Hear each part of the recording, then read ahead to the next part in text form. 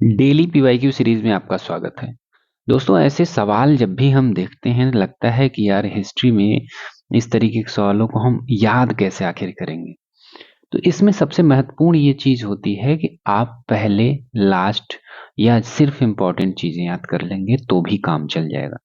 जैसे इस सवाल की बात अगर करते हैं तो हमें सिख धर्म के बारे में तो पता होना ही चाहिए, इतना तो कह ही सकते हैं। और उसमें जो गुरु नानक देव जी हैं जिन्होंने इस धर्म की स्थापना की थी, शुरुआत की थी, उनके बारे में तो आपको एटलीस्ट पता होगा। और लास्ट में जो आते हैं बंदा बहादुर बहुत फेमस है। अगर ऐसे करेंगे तो कुछ सबको भी याद कर सकते हैं, ऐसे भी बोल सकते हैं, लेकिन नहीं, ये दो जो हैं इतिहास में बहुत महत्वपूर्ण है। बंदा बहादुर और गुरु हालांकि इंपॉर्टेंट सब हैं, लेकिन शुरुआत और अंतिम की बात करते हैं तो शुरुआत गुरु नानक से करते हैं। तो गुरु नानक देव जी का जन्म होता है 1469 से 1539। तो हमको ये पता चल जाएगा कि 1539 में उनकी मृत्यु हुई थी। तो गुरु नानक जी से हम मिला देंगे फोर्थ को। फोर्थ किस में है? इसमें है। तो ई के ही से लग गया। अगर नहीं लगता है तो लास्ट वाला देखेंगे। लास्ट में क्या है कि बंदा बहादुर आता है। बंदा बहादुर इंपॉर्टेंट क्यों है? क्योंकि बंदा बहादुर 1670, हालांकि ये याद करने की जरूरत नहीं है 1670 1716, ये जरूरी नहीं है। जरूरी ये है कि इन्होंने सरहिंद की लड़ाई लड़ी थी। याद करिए, सरहिंद की लड़ाई। और सरहिंद की लड़ाई कब होती है? ये होती है दिसंबर 1710 में। इन्होंने मुगल गवर्नर वजीर खां को मार डाला था। मुगल गवर्नर क्या थे? वजीर खां। वजीर खां को मार डाला क्यों? क्योंकि वजीर खान ने गुरु गोविंद सिंह यानी 10वें गुरु के दो बेटों को मार दिया था, दोनों बेटों को। इसलिए सरहिंद की लड़ाई में 1710 में जब बंदा बहादुर जीतते हैं तो वजीर खान को वहीं मार डालते हैं। तो ये बात होती है। लेकिन हाँ, फर्रुख सियर ने इनको यानी बंदा बहादुर को पकड़वाया और 1716 में इनको बहुत बुरी तरीके से मरवा दिया। इनके और इनको साथियों को यातना दे देकर शहीद करवाया था। तो ये शहीद हुए थे 1716 को। तो बंदा बहादुर आ जाएंगे 1716 में। तो ये फर्स्ट का क्या होगा, सी का क्या होगा, थर्ड हो जाएगा। इसके बाद तो याद नहीं है तो भी चल जाएगा, हालांकि 10 गुरु ही हैं सिखों में। और उसके अलावा बहुत ज्यादा इंपॉर्टेंट नहीं। उसके बाद रणजीत सिंह आ जाते हैं। वो एक कहानी के फॉर्मेट में याद करेंगे तो याद हो जाता है। ठीक है। तो ये हो गए पहले गुरु, गुरु नानक जी। तो इनको अलग अलग करके थोड़ा सा देख लेते हैं, हालांकि ये हमारा उत्तर हो जाएगा। फिर 10वें गुरु का, क्योंकि ये जब हम लोग सिख धर्म शुरू कर रहे हैं तो इसी के साथ हम समाप्त भी कर लेते हैं। हमको पढ़ने की जरूरत एक ही बार पड़े ताकि। तो सबसे पहली बात करते हैं हम गुरु गोविंद सिंह। नहीं, गुरु गोविंद सिंह की नहीं, एक मिनट रुक जाइए। हाँ, गुरु नानक देव जी की। तो फर्स्ट क्या है? गुरु नानक देव जी। थोड़ा सा आप फास्ट कर सकते हैं अगर आपको स्लो लग रहा है तो। 1469 टू 1539। इनमें कुछ चीजें इंपॉर्टेंट है जो कि सवाल पूछा जा सकता है, क्योंकि लंगर और कीर्तन की व्यवस्था। लंगर की शुरुआत किसने की थी? थोड़ा लाइट कर लेते हैं।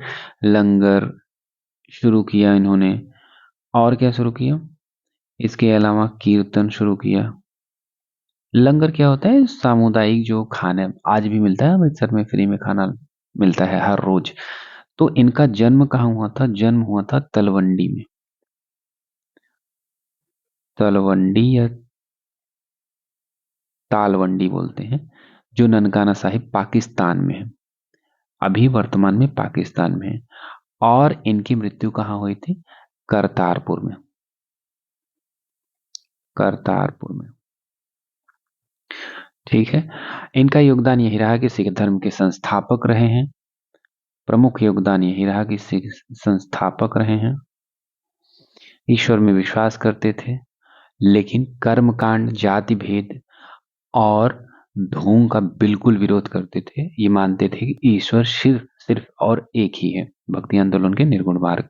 और उदासी यात्राएं, उन्होंने यात्राएं खूब की थी, जैसे भारत में पूरे भारत की यात्रा की, तिब्बत भी गए और मक्का तक भी गए थे।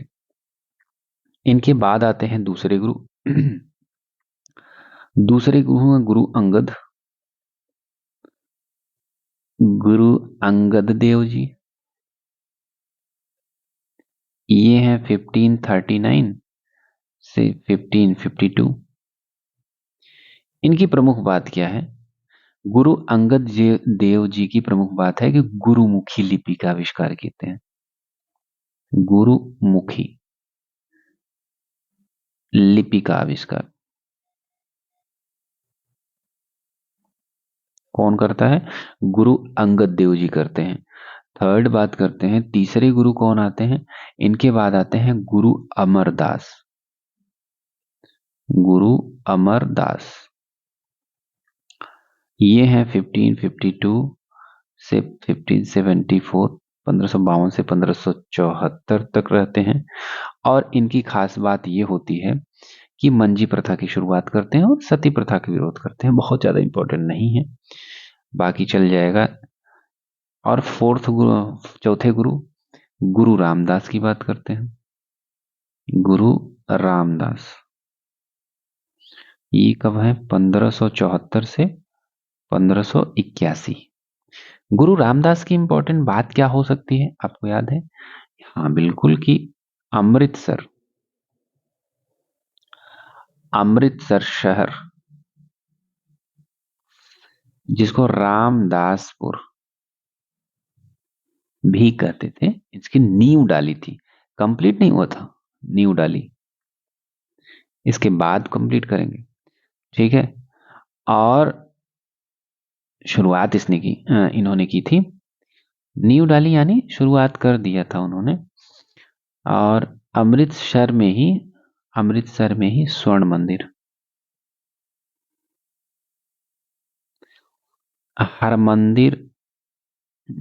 हरमंदिर साहिब, इनकी भी शुरुआत की, नींव डाली, शुरुआत की, शहर भी बसाया, शुरुआत करते हैं। और स्वर्ण मंदिर, हरमंदिर साहिब की भी शुरुआत करते हैं। और लेकिन ये कंप्लीट पूरी तरीके से हो पाता है अर्जुन देव के काल में। अर्जुन देव एक महत्वपूर्ण गुरु रहे हैं हमारे, गुरु अर्जुन, पांचवें गुरु के हैं गुरु अर्जुन देव। 1581 से 1606 तक, 1581 टू 1608। इनकी महत्वपूर्ण बात ये रही है भाई कि आदि ग्रंथ का संकलन किए, आदि ग्रंथ का संकलन, ये सबसे महत्वपूर्ण चीज है। और स्वर्ण मंदिर का निर्माण, वो जो यहाँ कम था, वो इन्होंने पूरा करवा दिया था। ये जहांगीर द्वारा शहादत प्राप्त हुए थे, यानी जहांगीर ने इनको मरवा दिया था। इसका रीजन ये था कि बहुत ही फेमस हो रहे थे, और इनके खुद के भाई पृथ्वीचंद भी इनसे ईर्ष्या करते थे।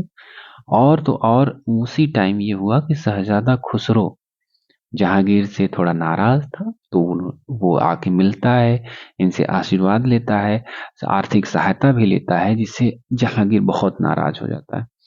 और उसको ये भी लगता है कि ये मुस्लिम धर्म के लिए खतरा है। तो इनके सामने दो रास्ते रखता है, या तो मुस्लिम धर्म अपना लो, या तो मुस्लिम धर्म अपना लो, और दूसरा कहता है क्या, क्या कहता है, एक बात और कहता है, या तो मुस्लिम धर्म अपना लो, हम्म, हाँ, या तो मुस्लिम धर्म अपना लो, या तो गुरु ग्रंथ साहिब यानी आदि ग्रंथ में उन भजनों और छंदों को हटा दो जो उसे नहीं पसंद है, यानी उसको नहीं पसंद था कुछ। और जहांगीर ने गुरु पर 2 लाख रुपए का जुर्माना भी लगाया। तो गुरु अर्जुन देव ने भाई इन तीनों मांगों को अनुचित मानते हुए इनकार कर दिया कि बिल्कुल हम नहीं कर पाएंगे। इसी से नाराज होकर उसने लाहौर में भीषण यातनाएं दी, और इनको शहीद कर दिया। अब इसके बाद आते हैं छठवें गुरु। छठवें गुरु हमारे कौन से हैं? गुरु गोविंद। हाँ, अर्जुन देव के पुत्र थे गुरु गोविंद। जब ये शहीद हो गए, हरगोविंद, सॉरी, हरगोविंद, जब ये शहीद हुए तो इन सिखों को लगा कि नहीं, अब शांति से काम नहीं चलेगा, हमको अपनी सुरक्षा स्वयं करनी होगी। इसलिए गुरु हरगोविंद ने सैन्य सिखों को सैन्य रूप दिया। क्या दिया? सिखों को सैन्य रूप दिया। कौन दिया? हरगोविंद ने। अकाल तख्त, ईश्वर का सिंहासन बनाया, स्थापित किया। अकाल तख्त की स्थापना की। मीरी और पीरी, दो तलवारें रखी साथ में। इसके पहले तलवार नहीं रखते थे। मीरी एंड पीरी तलवारें। मीरी मतलब होता है सांसारिक शक्ति और पीरी मतलब होता है आध्यात्मिक शक्ति। पीरी मतलब आध्यात्म से जुड़ी। तो उनका मानना था कि भाई हम दोनों चीजों को बैलेंस करके चलेंगे, सांसारिक शक्ति को भी और पीरी यानी आध्यात्मिक शक्ति को भी। छठवें गुरु के बाद आते हैं हाँ, अर्जुन देव के बाद हरगोविंद, हरगोविंद के बाद सातवें गुरु आते हैं। सातवें गुरु हैं गुरु हर राय। ये हैं 1644 से 1661। ये बड़े शांति प्रिय थे। इन्होंने कुछ खास नहीं किया, सिर्फ धर्म का प्रचार किया, सामाजिक काम किए और शांति से जीवन बिताया। शांति से जीवन बिताया। आठवें गुरु आते हैं हमारे गुरु हरकिशन। ये कब से हैं? 1616 से 1664। सबसे कम उम्र के गुरु, सबसे कम उम्र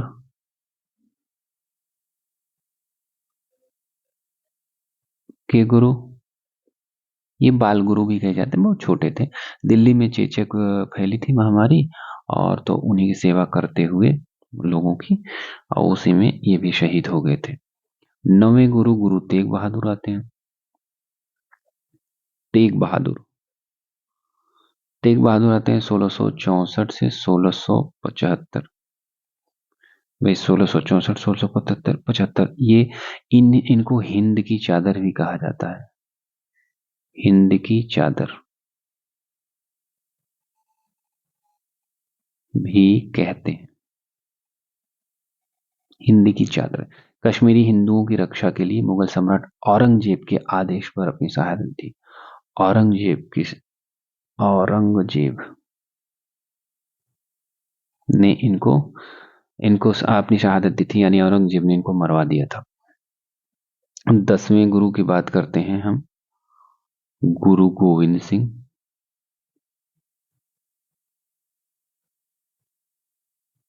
गुरु गोविंद सिंह जी का समय काल होता है 1666 से 1708।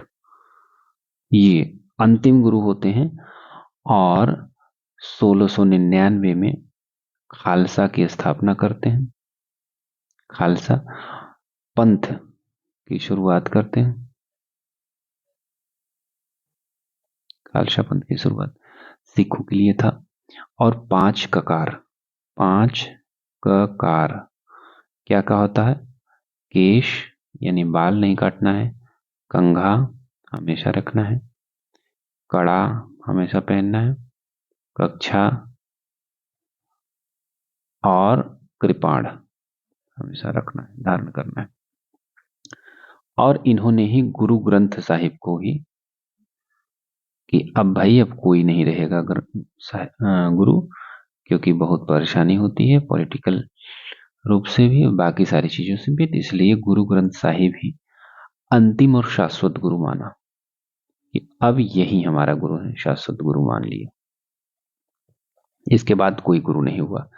ठीक है, तो यह कहानी जो शहादत की थी, तो यह कहानी बलिदान की है, अन्याय के विरुद्ध खड़े होने की प्रेरणा थी।